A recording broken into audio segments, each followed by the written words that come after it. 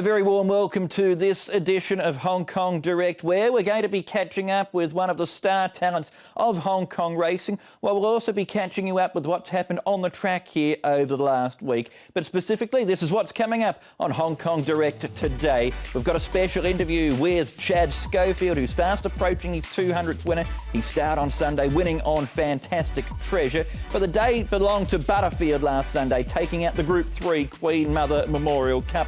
We'll review what happened in that big Group 3 contest. We're also going to give you the latest on the Derby winner Sky Darci, who was out on the track on Tuesday at Sha Tin. But we're going to start the show by catching up with Chad Schofield. He's fast approaching his 200th winner as a Hong Kong-based jockey. Chad comes from a famous racing family, but these days he's blazing his own trail here in Hong Kong.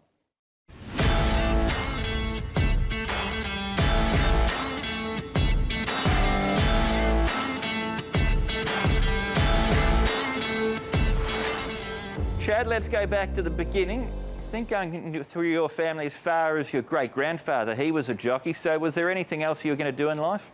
No, not really. Always wanted to be a jockey from ever since I could remember. Obviously with Dad being a jockey in South Africa, I was going to the track work from very early on, and it was always something I wanted to do. There's photos of me on the arm of the couch, whipping it away as Dad was riding in races as a very small kid. So it was always going to be what I did with my life, and yeah, very happy it turned out the way it has. Now, this isn't the first time you've lived in Hong Kong. You lived here when your father, Glenn, rode here for 4 years. Did that further inspire you to go down the path of being a jockey? No, but it inspired me to be a jockey in Hong Kong. I went to school here while Dad rode here. I did 4 years of schooling from the age of, I think, 9, 10, 11, 12, or somewhere thereabouts. And yeah, I mean, Hong Kong was always a place that was pretty high on my target list when I started my apprenticeship. And thankfully, it came quite early, or really early in my career. I think I moved here when I was 21. Did that come up a bit earlier than you expected? It did, yeah. I remember I came on a 3-month contract, and when I got approached by the club, a lot of people I was close to said I perhaps wasn't quite ready and I should wait a few more years before I came and gave Hong Kong a crack. But I jumped at the opportunity, and I hit the ground running. I think I rode a winner my first meeting and my first Happy Valley meeting. And that 3-month stint's now turned into 6 seasons. Strathmore charged to the lead from Jet Wings. My Little Friend runs on late, but it's Strathmore coming away. Strathmore goes on for a very solid win. And Chad Schofield is on the board here in Hong Kong. Now, you've seen in that time a lot of jockeys come and go here in Hong Kong, but you've stuck it out. What's made it work for you here? Well, I think you have to be really resilient. It's a place that it's very hard to get good opportunities. And it's a place with a lot of letdowns, so you really have to roll with the punches. And a lot of jockeys who come here, obviously at the top of wherever they've come from, and they can't quite cope with all the disappointments. But yeah, you have to be resilient and keep working hard and not retract into a shell, because when that happens, you really get left behind. So how have you coped with the disappointments, but also with the high times too? Yeah, I mean, there's obviously, when things are going well in Hong Kong, it's the best place in the world. It's very rewarding, and the racing here gives such a thrill. Because of the competitiveness here, it's such a thrill to ride a winner, and it's really a great feeling when it comes off. So as you say, you've been here for now 6 seasons. We're talking to you at a time where you're very close to your 200th winner as a Hong Kong jockey. What have been the highlights for you? I think winning the Classic Cup on Singapore Sling was certainly the biggest race I've won in Hong Kong. Singapore Sling, he wants vengeance for defeat in the Classic Mile. Race to a narrow lead from the Golden Age. Then Exultant, Nothing I Like More can't win, but Singapore Sling careering away with the Classic Cup. I've won some other nice races, a lot of good wins on a horse called Rattan. I won the Queen Mother on Ambitious Champion. Supreme Prophet won a nice race for me.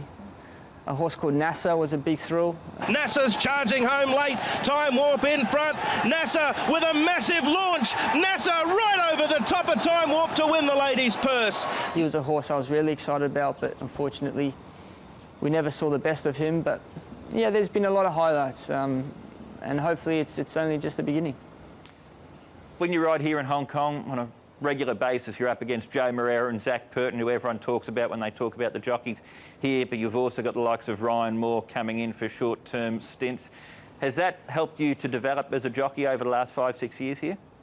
I definitely think so. You know, you're riding with these guys week in, week out, and they're very good. And not only them, even, you know, all the other boys in the jockey room, you know, Derek Leung, Vincent Ho, Karras, Alexi Bedell, Tony Piccone, they were genuine world-class riders. So riding with those boys all the time, it lifts you to levels that you probably wouldn't reach if you didn't ride with them.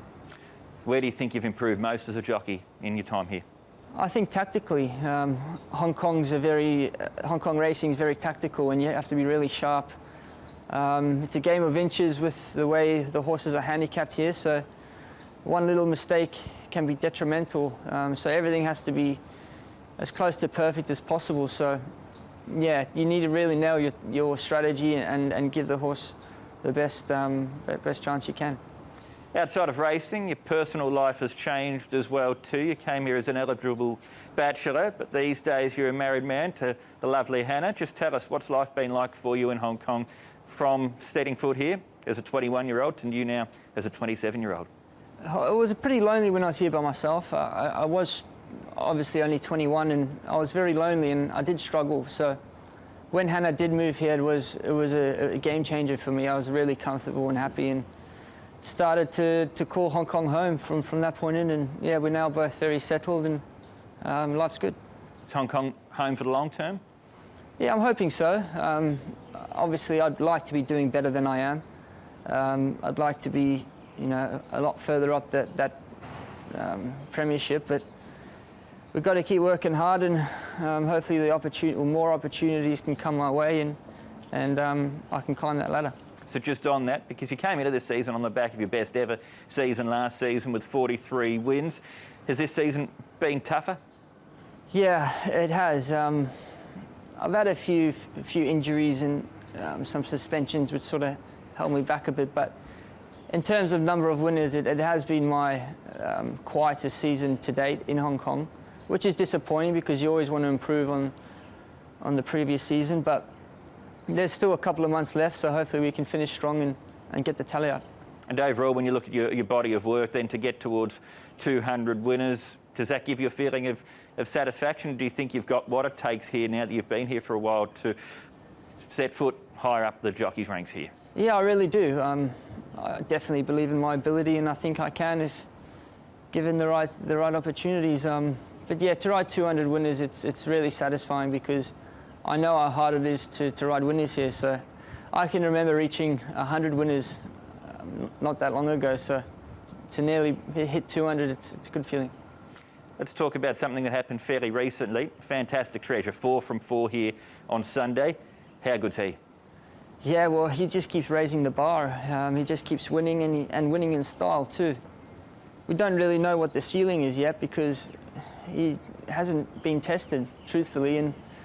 And what he's done as a 3-year-old, carrying the weight he did on the weekend and winning as easily as he did was ultra impressive. And yeah, the sky's the limit for him.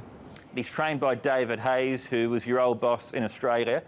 What's the relationship like with you and David, and what effect has he had on your career?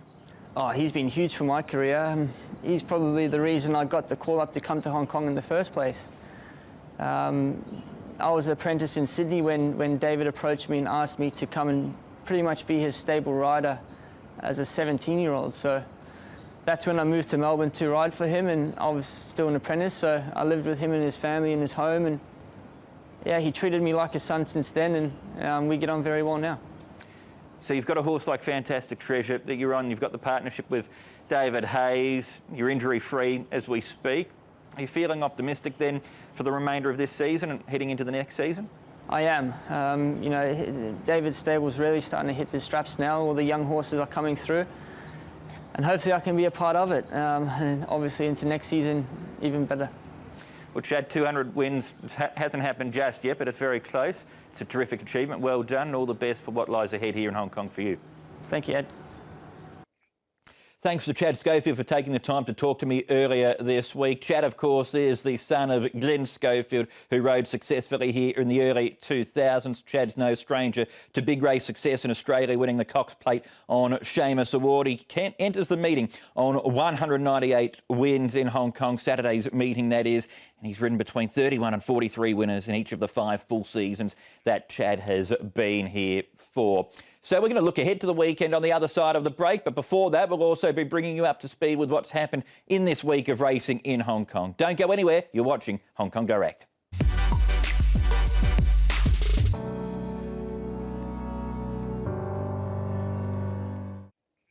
Welcome back. You're watching Hong Kong Direct. We're counting down towards Saturday afternoon racing at Sha Tin. And for a preview of the best of the action across the 10-race card, an in-depth analysis of the 2 feature events, go to the Hong Kong Jockey Club website, the audio and video section, and you'll find Racing to Win with the new format. But if you would also like a preview of each and every race across the 10 or 11 races, depending on the program, you'll get that through the website as well too, with Andrew Lejeune and the boys there. So it's all there for you on the HKJC website. Before we look ahead to Saturday though, let's look back to last Sunday. The best of the action was the Group 3 Queen Mother Memorial Cup for the Stayers. Here's how the concluding stages unfolded. Waltham has snuck up right in behind them from Panfield, Butterfield and Ho Ho Khan. It is Reliable Team at the 300-metre mark. He still leads by 3/4. Charity Fun packing Waltham now, can't get out. Butterfield surging, then Panfield from Russian Emperor. It's Charity Fun, Reliable Team and Butterfield. 3-way go on the Queen Mother. Charity Fun, Butterfield, Reliable Team. Great finish. Charity Fun, Butterfield drives. Yes, Butterfield beat Charity Fun and Reliable Team.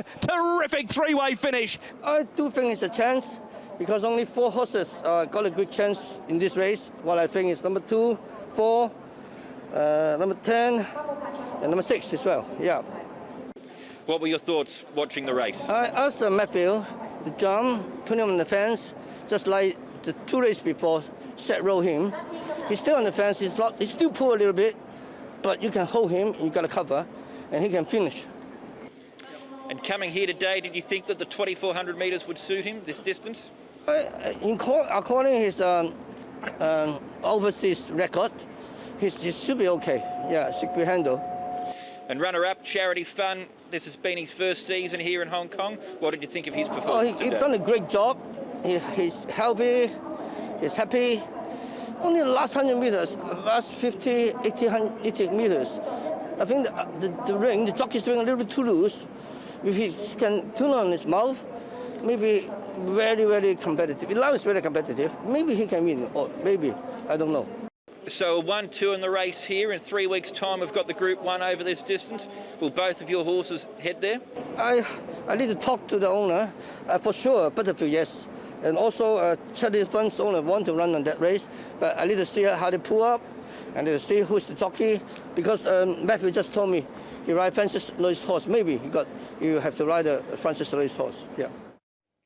A stable Quinella there for Danny Shum, who's enjoying an excellent season. Butterfield's been a really honest horse. He deserved to win a good race like that. Well, Charity Fun does look like a nice, promising stay for the future. This is just his first season of racing here in Hong Kong. From Sunday, let's move along to what happened on the Tuesday barrier trials. Sky Darci, the Derby winner, was back in action. And then there's a couple of other horses from the trials that I think are worth paying attention to, and they feature in this week's trial file.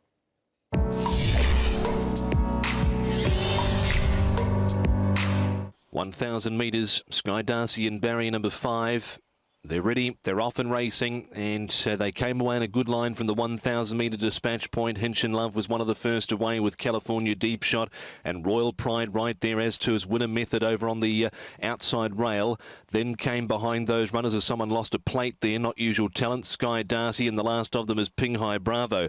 Inside the 400 metres, winner method, the unbeaten son here of Deepfield. He shows out a length from California Deep Shot, 2.5 to 3 back to Hinch and Love, followed there by Not not usual talent. Sky Darci making good inroads between those two runners, but it's Winner Method in front, going strongly here for Zach Purton, and Winner Method is going to be California Deep Shot, margin half a length on the line.